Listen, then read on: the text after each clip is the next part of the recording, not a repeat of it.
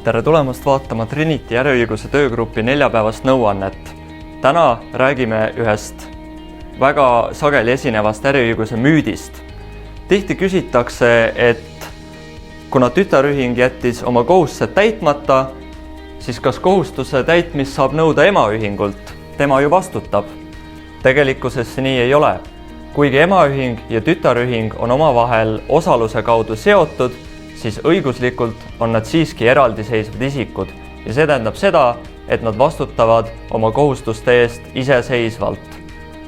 Seetõttu, kui näiteks tütarühing läheb pankrotti või muul põhjusel oma kohustusi ei täida, ei vastuta emaühing nende kohustuste täitmise eest.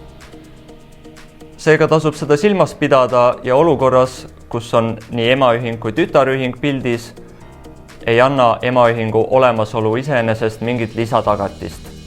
Kui teil on äriõiguse küsimusi, pöörduge julgelt meie poole. Näeme järgmisel neljapäeval.